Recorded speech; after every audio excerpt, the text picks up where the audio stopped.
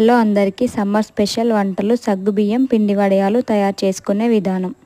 ముందుగా నేనైతే 2 గ్లాసుల బియ్యం పిండిని తీసుకున్నాను. దానికి ఒక గ్లాస్కి 8 గ్లాసుల వాటర్ పోసుకున్నాను. అలాగే 2 గ్లాసుల వాటర్ తీసుకొని బియ్యం పిండిలో కలుపుకోవాలి. ఎసరు కోసం గిన్నెలో 14 గ్లాసుల వాటర్ని పోసుకొని స్టవ్ పైన పెట్టుకోవాలి. అలాగే 2 గ్లాసుల వాటర్ని పిండిలో వేసుకొని ఉండలు లేకుండా కలుపుకోవాలి. మరుగుతున్న వాటర్లో కొంచెం జీలకర్ర వేసుకోవాలి.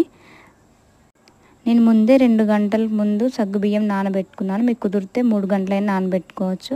సగ్గుబియ్యాన్ని కూడా ఎసరులో వేసుకోవాలి.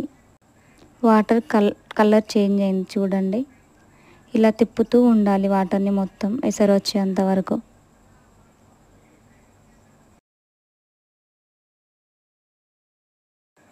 ఎసరు వచ్చిన తర్వాత మనం ముందుగా కలిపి పెట్టుకున్న పిండిని ఎసరులో వేసుకోవాలి. సాల్ట్ ముందు వాటర్లో వేసుకున్నాను. ఈ విధంగా ఉండలు లేకుండా కలిపి పెట్టుకున్న పిండిని ఎసరులో వేస్తూ కలుపుతూనే ఉండాలి. కలపకపోతే మొత్తం ఉండలు అయిపోతుంది. ఈ విధంగా ముందుగానే నానబెట్టుకున్న పిండిని ఎసరులో వేసుకుంటూ కలుపుతూనే ఉండాలి. నేనైతే స్టవ్ ఆఫ్ చేసేసి పిండిని వేసుకుంటూ ఉన్నాను. అలా వేసుకున్న తర్వాత పిండిని మొత్తం ఉండలు లేకుండా కలుపుతూ ఉండాలి. స్టవ్ ఆన్ చేసేసుకొని పిండిని పెట్టుకొని ఇలా కలుపుతూనే ఉండాలి.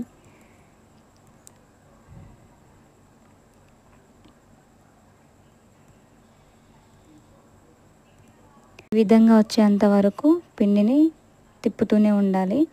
తర్వాత టెర్రస్ పైన ఒక క్లాత్ వేసుకొని కాటన్ క్లాత్ దానిపై పిండిని కొంచెం చల్లారిన తర్వాతనే వడియాలు వేసుకోవాలి. ఈ విధంగా నేను ఒక్కదాన్నే వేస్తున్నానని ఆంటీ వచ్చారు నా కోసం. ఎప్పుడైనా అత్తయ్య పెట్టించి పంపించేవాళ్ళు. ఫస్ట్ టైం నేను ట్రై చేశా.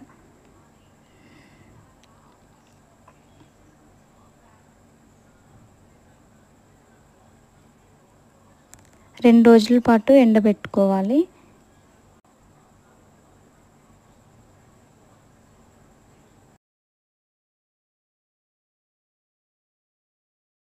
ఎండిన తర్వాత క్లాత్ను మొత్తం తడుపుకుంటే వడియాలు ఈజీగా వస్తాయి.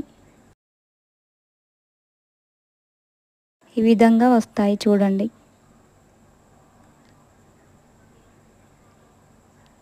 బాగా వచ్చాయి మా వడియాలు. మీరు కూడా ట్రై చేయండి.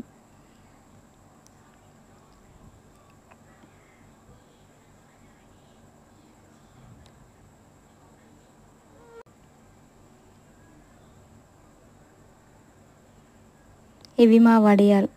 Like, share, subscribe please.